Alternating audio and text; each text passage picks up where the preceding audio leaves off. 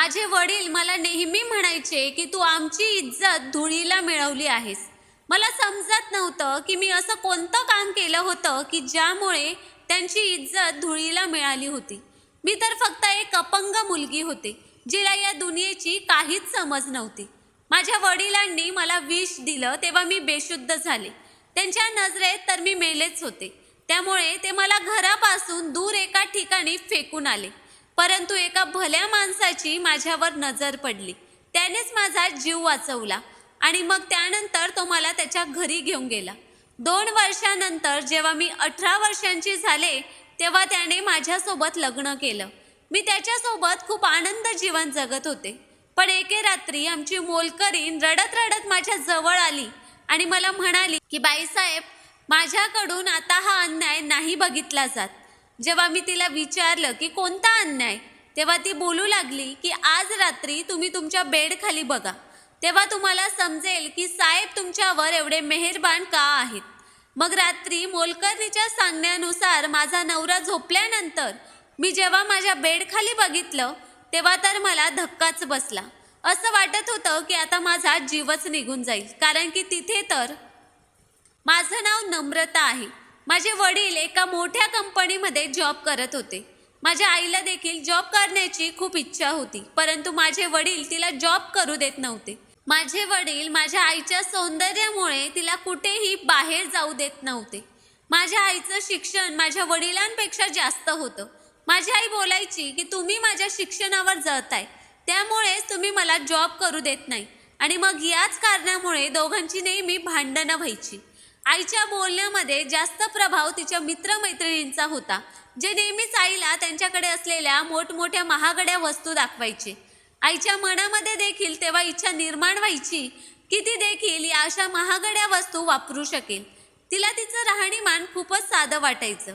माझे वडील एवढं तर नक्कीच कमवायचे की ज्यामुळे घरातला खर्च तर आरामात भागू शकत होता, पण त्या पगारात माझ्या आईच्या दुसऱ्या हौस मौज होत नव्हत्या. जेव्हा माझा जन्म झाला तेव्हा ते दोघेही खूप खुश होते, परंतु जेव्हा त्यांना समजलं की त्यांची मुलगी अपंग आहे तेव्हा ते दोघेही एकमेकांवर आरोप लावू लागले. त्यांना एक तंदुरुस्त मूल पाहिजे होतं. मी दिवस रात्र फक्त रडत असायचे. एक आजी होती जी माझी खूप काळजी घ्यायची. माझ्या आजीच्या मायेखालीच मी मोठी होत गेले. मला कुठे जाण्याचीही परवानगी नव्हती.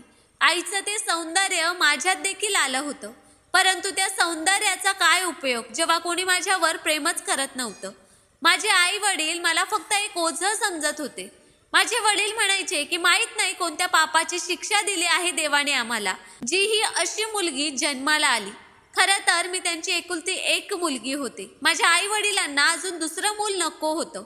फक्त मला बघून बोलायचे, ही दिसायला तर इतकी सुंदर मुलगी आहे, काश जर ही स्वतःच्या पायांवर चालू शकली असती.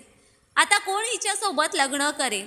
माझं खूप मन करायचं की माझ्या आई वडिलांनी माझ्यावर प्रेम करावं, माझे लाड कौतुक करावे, परंतु ते तर माझ्याकडे ढुंकून पाहायला देखील तयार नव्हते. त्यांना एकमेकांसोबत फक्त घटस्फोट हवा होता, परंतु त्यांची सर्वात मोठी अडचण मी होते. त्यांना मला एका अनाथ आश्रमामध्ये टाकायचं होतं, परंतु आजीने असं होऊ दिलं नाही. मग अचानकच आजीची तब्येत खराब होऊ लागली. तेव्हा कोणी मला विचारत देखील नव्हतं. आजीवर उपचार देखील केले जात नव्हते आणि मग ती काही दिवसानंतर मला कायमची सोडून निघून गेली. त्यावेळी मी खूप रडले होते. मी विचार करत होते की देवाने मला देखील त्याच्याजवळ बोलवायला हवं होतं. आजीचा मृत्यू होऊन काहीच दिवस उलटले होते की तेवढ्यातच माझ्या आई वडिलांचं भांडण खूप जास्त वाढलं. आई तिचा सर्व राग मला मारून व्यक्त करायची. माझ्या आई वडिलांनी मला कधीही कोणत्या डॉक्टरांकडे दाखवलं नाही. काय माहीत मी ठीक देखील झाले असते. आता तर आई वडिलांच्या गैरहजेरीमध्ये परपुरुषाला देखील भेटू लागली. आईने मला सक्तीने मनाई केली होती की ही गोष्ट मी कोणालाही सांगायची नाही. मग एके दिवशी माझ्या आई वडिलांमध्ये कोणत्या तरी गोष्टीवरून खूप मोठं भांडण झालं. त्यानंतर आई माझ्याजवळ आली आणि मला तिच्या हाताने जेवण भरवू लागली. मी हैराण झाले की आज आईला अचानक काय झालं आहे, जी मला स्वतःच्या हाताने जेवण भरवत आहे. परंतु मला माहीत नव्हतं की त्या जेवणामध्ये विष मिसळलेलं आहे. मग जेवण केल्यानंतर जेव्हा मी बेशुद्ध झाले तेव्हा माझ्या वडिलांना वाटलं की मी मेलीच आहे. त्यांनी मला उचललं आणि घरापासून दूर एका जागी फेकून दिलं. त्यावेळेला माझं वय 16 वर्ष होतं. मी ऐकलं होतं की आई वडील आपल्या मुलावर खूप जास्त प्रेम करतात. ते स्वतःला संकटात टाकून आपल्या मुलाचा सांभाळ करतात. परंतु मला विष देताना माझ्या या आई वडिलांचे हात देखील थरथरले नाहीत. त्यांच्या आतली माणुसकीच कदाचित संपली होती. दोघांना त्यांचा प्रवास वेगळा करायचा होता, पण मी कुठे त्यांच्या मार्गामध्ये अडथळा आणत होते. त्यांना मला मारण्याची काय गरज होती? कदाचित त्यांना असं वाटलं होतं की त्यांनी मला मारून टाकलं आहे. पण म्हणतात ना की मारण्यापेक्षा वाचवणारा मोठा असतो. मी तर खरंच मेलेच असते, परंतु ऐन वेळेला एका भल्या तरुणाने माझा जीव वाचवला. मी हॉस्पिटलच्या बेडवर होते. मी खूप हैराण झाले होते की आजच्या या स्वार्थी जगात कोण कोणासाठी इतकं करतं. माझ्या स्वतःच्या सख्ख्या आई वडिलांनीच मला कचरा समजून फेकून दिलं होतं. माझ्यासाठी तोच एक खूप मोठा धक्का होता. त्या तरुणाने मला विचारलं की तू कोण आहेस आणि तुला विष कोणी दिलं होतं? मी म्हणाले, मी अपंग असल्यामुळे माझे आई वडील माझा तिरस्कार करायचे. माझ्यापासून सुटका मिळवण्यासाठी त्यांनी मला विष दिलं. माझं म्हणणं ऐकून घेतल्यानंतर तो मला त्याच्या घरी घेऊन गेला. तो तरुण दिसायला खूपच स्मार्ट होता. त्याचं घर म्हणजे खूप मोठा बंगलाच होता. तो मला एका श्रीमंत घरातला वाटत होता. मी त्याला विचारलं की तुमच्या घरामध्ये तुमच्याशिवाय कोणीच राहत नाही का? तेव्हा तो तरुण म्हणाला की माझं देखील या जगामध्ये कोणीच नाही. तो पुढे म्हणाला की तुम्ही इथे राहू शकतात. सुरुवातीला तर मी थोडी घाबरलेच, कारण की एखाद्या परपुरुषाच्या घरामध्ये मी कसं राहू शकत होते. परंतु माझ्याकडे दुसरा कोणताच पर्याय नव्हता. मी त्याला म्हणाले की तुम्ही मला काहीतरी काम द्या. तेव्हा तो हसून बोलू लागला की मी तुम्हाला काम करण्यासाठी या घरामध्ये नाही आणलं. काम करण्यासाठी माझ्या घरामध्ये खूप सारे नोकर आहेत. मग त्यानंतर तो देखील माझी खूप काळजी घेऊ लागला. असेच दिवस निघून जात होते. जेव्हा मी 18 वर्षांची झाले तेव्हा मी मनातल्या मनात त्याच्यावर प्रेम करू लागले. मला तो मनापासून आवडू लागला. परंतु माझ्यात असणाऱ्या कमजोरीमुळे मला कधीही त्याला लग्नाबद्दल विचारण्याची हिंमतच झाली नाही. पण एके दिवशी अचानक त्याने स्वतःच मला लग्नाची मागणी घातली. मला तर विश्वासच बसत नव्हता की त्याच्यासारखा सुंदर मुलगा माझ्यासोबत का लग्न करेल. परंतु ते सर्व खरं होतं. मग त्याने मला खूप सारी शॉपिंग करून दिली. मग त्यानंतर त्याने माझ्यासोबत कोर्टात लग्न केलं. त्याच्यासोबत मी खूप खुश होते. मला या जगामध्ये एक आधार मिळाला होता. माझ्या देवाने माझ्यासारख्या अपंग मुलीला देखील किती चांगला जीवनसाथी दिला होता. त्याचं नाव राहुल होतं. त्याने सांगितलं की त्याचा खूप मोठा बिझनेस आहे आणि तो खूप श्रीमंत आहे. मला त्याच्यासोबत कुठेही घेऊन जाताना त्याला कधीच लाज वाटली नव्हती. मी प्रत्येक पार्टीमध्ये त्याच्यासोबत जायचे. त्याचे सगळे फ्रेंड्स खूप हैराण होते की इतक्या सुंदर माणसाने एका अपंग मुलीसोबत लग्न कसं काय केलं. पण राहुल लोकांच्या बोलण्याकडे लक्ष देत नव्हता. मी त्याच्यासोबत खूप आनंदी होते. परंतु म्हणतात ना की सुखाचे दिवस खूप कमी असतात. सुखाला कोणाची ना कोणाची नजर नक्कीच लागते. मी देवाकडे नेहमी प्रार्थना करायचे की माझ्या सुखी संसाराला कोणाचीही नजर लागू नये. परंतु एके दिवशी माझी मोलकरीण जेव्हा मला जेवण देण्यासाठी माझ्याकडे आली तेव्हा ती म्हणाली की बाईसाहेब, माझ्याकडून आता हा अन्याय बघवत नाही. यावर मी तिला आश्चर्याने विचारलं, कोणत्या अन्यायाबद्दल बोलतेस तू? त्यावर ती बोलू लागली की बाईसाहेब, तुम्ही रात्री साहेब झोपल्यानंतर तुमच्या बेडखाली नक्की बघा. यावर मी तिला विचारलं की हे सर्व काय बोलतेस तू? तेव्हा ती बोलू लागली की बाईसाहेब, मी आता काहीही सांगू शकत नाही. जर साहेबांना समजलं तर माझ्यावर मोठं संकट येईल. परंतु तुम्ही नक्कीच तुमच्या बेडखाली बघा. पण बाईसाहेब, कृपा करून साहेबांना काहीही सांगू नका, नाहीतर ते मला कामावरून काढून टाकतील. मी हैराण झाले की ही तर माझ्या नवऱ्याच्या विश्वासातील कामवाली होती. जर मला कुठे जायचं असेल तेव्हा तीच माझी व्हीलचेअर पकडायची. त्या रात्री मी माझा नवरा झोपण्याची वाट पाहू लागले की शेवटी बेड खाली असं काय होतं. मग नवरा झोपल्यानंतर जेव्हा मी बेड खाली वाकून बघितलं तेव्हा तर माझ्या पायाखालची जमीनच सरकून गेली. कारण की तिथे कापडाने बनवलेल्या 4 बाहुल्या पडलेल्या होत्या. त्या 4ही बाहुल्यांचे पाय तुटलेले होते आणि त्यांच्यावर सुया टोचलेल्या होत्या.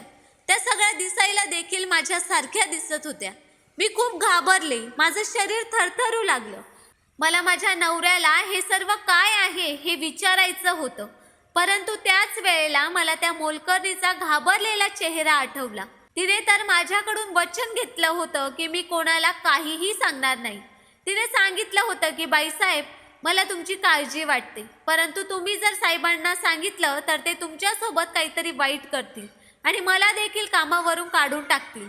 मी माझ्या लहान लहान पोरांना काय जेवायला देणार? मग मी दुसऱ्या दिवशी त्या मोलकरणीला विचारलं की त्या बेडच्या खाली 4 बाहुल्या होत्या, ज्या सकाळच्या वेळेला तिथून गायब झाल्या होत्या. तूच सांग, असं काय आहे जे तू माझ्यापासून लपवतेस? तेव्हा ती बोलू लागली, बाईसाहेब, तुम्हाला माहीत नाही का?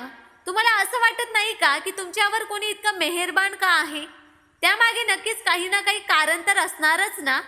तुमच्या आधी पण इथे खूप साऱ्या मुली आल्या होत्या, त्या दिसायला अगदी सुंदर होत्या. साहेबांनी तुमच्याप्रमाणे त्यांच्यासोबत देखील लग्न केलं होतं. मग त्यानंतर बोलता बोलता तिने तिचं बोलणं मध्येच थांबवलं आणि मग बोलू लागली, बाईसाहेब, तुम्ही खूपच भोळ्या आहात. तुम्ही जरा साहेबांपासून सावध राहा.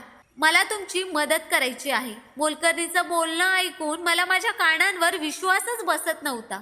मी म्हणाले, पहिले मला सांग की या भावल्यांनी काय होणार आहे? तेव्हा ती बोलू लागली की बाईसाहेब, तुमच्या आधी ज्या बाईसाहेब होत्या त्यांच्या पलंगाखाली देखील अशाच बाहुल्या साहेबांनी ठेवल्या होत्या. मी स्वतः बघितलं होतं. मग त्यानंतर काही दिवसानंतरच त्या बाईसाहेबांचा मृत्यू झाला. साहेबांनी आम्हा सगळ्यांना हे कोणालाही सांगायला मनाई केली आहे. मोलकरणीचं बोलणं ऐकून मला वेगळीच चिंता वाटू लागली होती. म्हणून मी तिच्याकडूनच सल्ला मागितला की तूच सांग मला आता मी काय करायला पाहिजे. तेव्हा ती बोलू लागली की बाईसाहेब, तुम्ही इथून तुमचा जीव वाचवून पळून जायला हवं. ती म्हणाली की बाईसाहेब, इथून थोड्या दूर अंतरावर एक NGO आहे. तिथे अपंग आणि अनाथ मुलींना ठेवलं जातं. तुम्ही तिथे जा. इथे तर तुम्ही उगाचच मारल्या जाल. मी त्या बाहुल्या बघून आणि मोलकरणीचं बोलणं ऐकून खूपच घाबरले होते. माझं मन हे मानायला तयारच नव्हतं, कारण माझा नवरा तर माझी किती काळजी घेत होता. तो माझ्या उपचारासाठी नेहमीच टेन्शनमध्ये असायचा. तो बोलायचा की मी डॉक्टरसोबत बोललो आहे, तुझा इलाज नक्कीच होईल. कोणी मला इतकं पसंत करत असेल, इतकं प्रेम करत असेल, मग तो हे सर्व असं कसं करू शकत होता? मला काहीच कळत नव्हतं की मी कोणावर विश्वास ठेवावा आणि कोणावर विश्वास ठेवू नये. ती मोलकरीण अजून एका मोलकरणीला घेऊन आली. तिने देखील तीच कहाणी सांगितली. आता तर मी खरंच खूप घाबरले होते आणि त्याच दिवशी मी घरातून पळून गेले. मी NGO मध्ये जात होते की इतक्यातच माझ्या आईने मला बघितलं आणि गाडी थांबवून माझ्या जवळ आली. ती मला जिवंत पाहून रडू लागली. मी माझ्या आईला बघून घाबरले की माहीत नाही घरी जाऊन ती पुन्हा मला विष तर देणार नाही ना. परंतु मी पळू देखील शकत नव्हते. माझ्या डोळ्यांमध्ये भीती बघून तिला खूपच लाज वाटली. ती मला म्हणाली की बेटी, मला माफ कर. मी तुझ्यासोबत जे काही केलं ते खरंच खूप चुकीचं केलं. मला वाटलं की तू मेली आहेस, परंतु तू तर जिवंत आहेस. ती माझ्याजवळ येऊ लागली. मला तिच्यावर खूप राग येत होता. मी म्हणाले, खबरदार, जर तू माझ्या जवळ येण्याचा प्रयत्न जरी केलास तर मी तुला कधीही माफ करणार नाही. ती माझे पाय धरून बोलू लागली की मुली, मला माफ कर. त्या दिवशी तुला मारावं हा माझा निर्णय नव्हता, तर तो निर्णय तुझ्या वडिलांचा होता.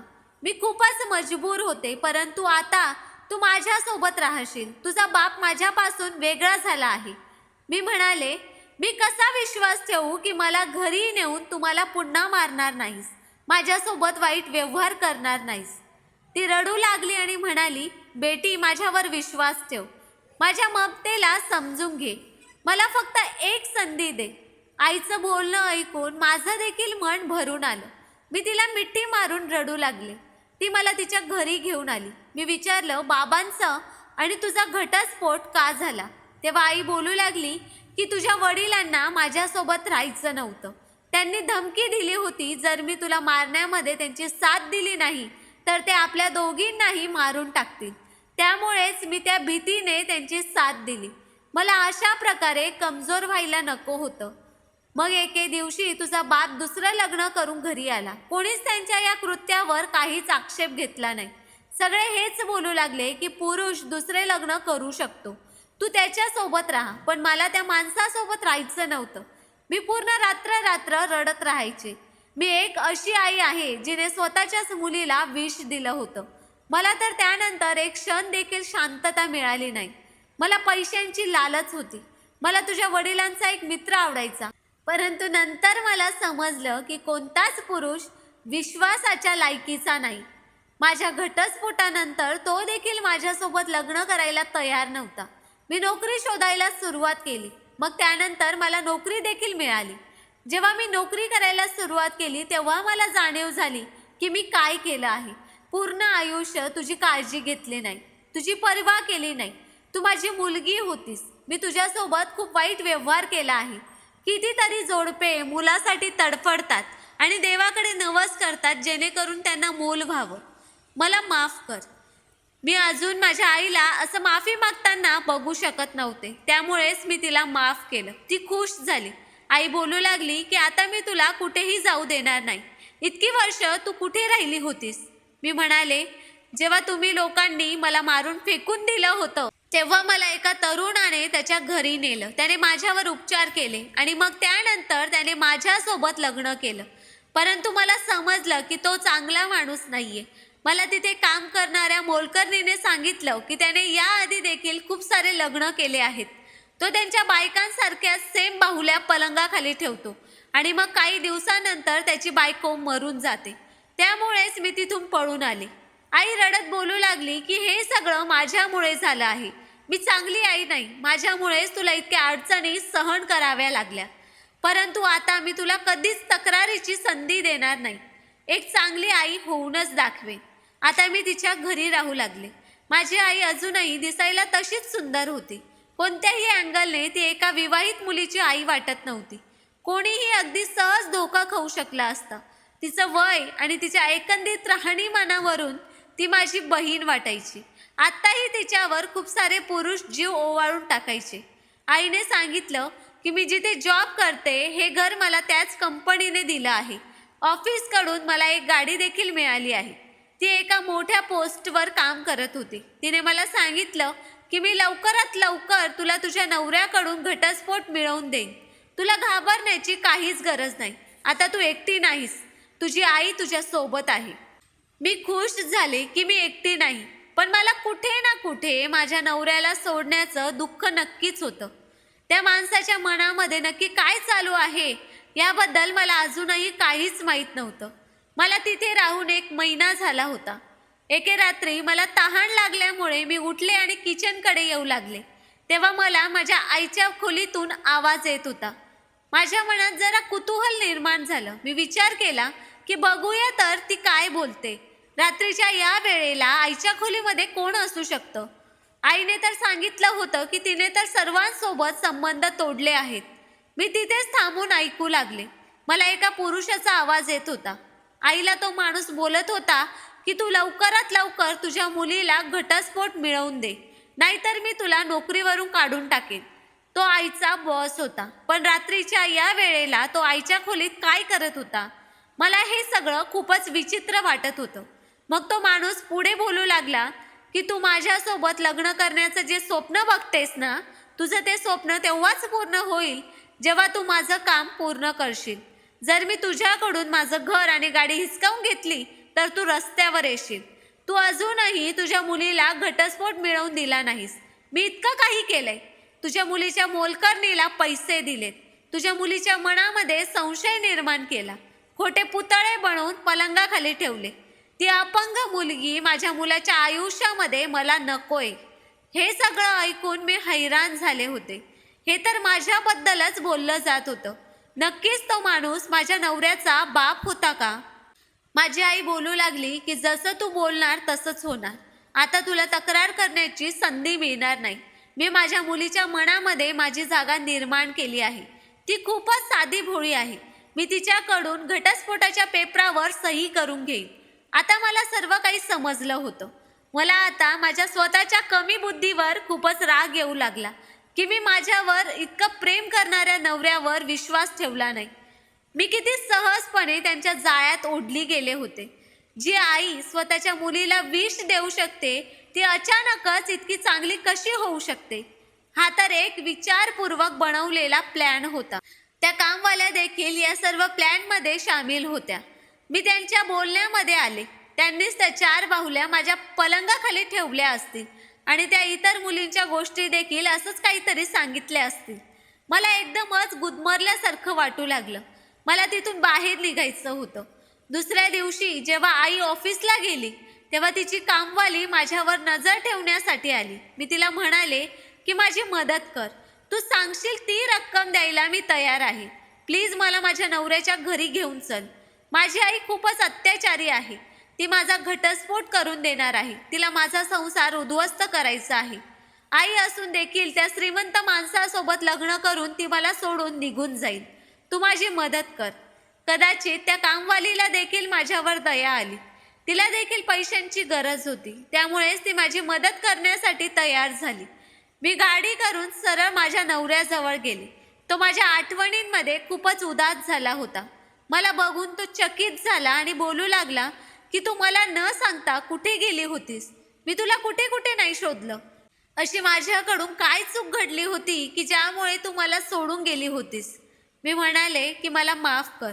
तुझ्या विश्वासातल्या मोलकरणीने मला सांगितलं की तू मुलींचा वापर करतोस आणि मग त्यांना मारून टाकतोस. तिने माझ्यासारख्या भावल्या आपल्या बेडखाली ठेवल्या होत्या. मी त्या मोलकरणीला शोधलं तेव्हा ती घरात कुठेच नव्हती. माझा नवरा तर त्या सर्वांपासून लांबच होता. जेव्हा मी घर सोडून गेले तेव्हा त्याच कामवालीने माझ्या नवऱ्याला सांगितलं की मी माझ्या आईवडिलांकडे गेली आहे. तिने माझ्या नवऱ्याला हेही सांगितलं की मी पुन्हा परत येणार नाही. मी म्हणाले की मी घाबरले होते. मला माफ कर. मी तुझ्यावर विश्वास ठेवला नाही. चुकीच्या माणसांवर विश्वास ठेवून नेहमीच माणसाला नुकसान सहन करावं लागतं. मी म्हणाले की माझी आई आणि तुझ्या वडिलांनी आपल्याला वेगळं करण्यासाठी एक प्लॅन बनवला होता. ते दोघेही मिळालेले आहेत. तुझे वडील माझ्यासारख्या अपंग मुलीला स्वतःची सून म्हणून स्वीकारू शकत नाहीत. त्यांना तुझ्या खांद्याला खांदा मिळून चालणारी मुलगी पाहिजे, जिच्यामध्ये काहीच कमतरता नसेल. ते माझ्या आईसोबत यासाठीवर लग्न करणार आहेत. त्यांची अशी इच्छा आहे की पहिले त्यांनी माझा तुझ्यासोबत घटस्फोट करावं. माझ्या नवऱ्याला ही सर्व कहाणी समजल्यानंतर तो खूपच हैराण झाला. तो बोलू लागला की माझा बाप चांगला माणूस नाही, त्यामुळेच मी त्यांच्यापासून वेगळा राहतो. त्यांना अय्याशी करण्याची सवय आहे. प्रत्येक सुंदर मुलीला ते लग्नाचे स्वप्न दाखवतात. स्वतःच्या पैशाच्या जोरावर त्या मुलीसोबत अय्याशी करतात आणि मग जेव्हा त्यांची भूक मिटते तेव्हा तिला सोडून देतात. याचा अर्थ माझ्या नवऱ्याचा बाप माझ्या आईला स्वतःच्या स्वार्थापोटी वापरत होता. तिच्यासोबत लग्न करणार नव्हता. माझ्या नवऱ्याने सांगितलं की मी तुला कधीही सोडणार नाही. तो माझ्यावर खूप प्रेम करत होता. माझ्या आईला देखील सगळी सत्यता समजली होती. ती देखील माझ्या नवऱ्याच्या घरी आली. तिला काळजी होती की जर मी घटस्फोट घेतला नाही तर तिच्या हातात येणारी सगळी संपत्ती निघून जाईल. खरं तर तिचं कोणावर प्रेम नव्हतं. तिचं फक्त पैशांवरच प्रेम होतं. ती मला बोलू लागली की तू माझी मुलगी आहेस, चल माझ्यासोबत चल. मी तुला या माणसाकडून घटस्फोट मिळवून देईन. मी म्हणाले तुझा खरा चेहरा मी बघितला आहे. आता मी माझ्या नवऱ्यासोबतच राहीन. मी मूर्ख होते जिने तुझ्यावर विश्वास ठेवला. मला समजायला पाहिजे होतं की तू विश्वास ठेवण्याच्या लायकीचीच नाहीस. यावर ती बोलू लागली, काय बोलतेस तू मुली? तू मला माफ केलं आहेस ना? मी म्हणाले मी काल रात्री तुझं सर्व बोलणं ऐकलं आहे. जर आता तू माझ्यासोबत काही जबरदस्ती केलीस तर मी तुला पोलिसांच्या हवाले करेन. पोलिसांचं नाव ऐकून ती घाबरली. मी म्हणाले तू चूक नाही तर गुन्हा केला आहेस, त्यामुळे तुला माफी नाही तर शिक्षाच होईल. मी पोलिसांना मला मारण्याच्या प्रयत्नाखाली तिला अटक करायला लावली, कारण तिने मला विष देऊन मारण्याचा प्रयत्न केला होता. पोलीस तिला अटक करून घेऊन गेले होते. मी कधीही असं केलं नसतं, परंतु मला माहीत होतं की तिने माझ्या आयुष्यात कधी सुख राहू दिलं नसतं. परंतु देवाचे आभार आहेत की सगळं काही ठीक झालं. माझ्या नवऱ्याने मला सांगितलं की जर तू माझ्यावर विश्वास ठेवला असतास तर आज हे सगळं झालंच नसतं. तुझी आई आणि माझा बाप हे खूपच घाणेरडे लोक आहेत, त्यामुळेच मी या नात्यातून बाहेर आलो आहे. या जगामध्ये फक्त तूच आहेस जी माझी आहेस. त्याचं बोलणं ऐकून मला स्वतःचीच खूप लाज वाटली. माझा नवरा माझ्यावर खूप प्रेम करत होता, तरी देखील मी त्याच्यावर विश्वास ठेवला नव्हता. आता आम्ही अगदी आनंदाने एकमेकांसोबत राहतो. मी आता माझ्या उपचारासाठी बाहेरच्या देशात आले होते. डॉक्टरांनी मला सांगितले की ऑपरेशन केल्यानंतर मी चालू फिरू शकते. माझा नवरा माझी इतकी काळजी घेत होता की त्यामुळे मी देवाचे जितके आभार मानावे तितके कमीच होते. ऑपरेशन नंतर मी एकदमच ठीक झाले. स्वतःच्या पायांवर चालू लागले. मी देवाचे खूप खूप आभार मानले की त्याने मला इतका प्रेम करणारा जीवनसाथी दिला होता. तर मित्रांनो, स्टोरी आवडली असल्यास व्हिडिओला लाईक, सबस्क्राईब आणि शेअर करायला विसरू नका. धन्यवाद.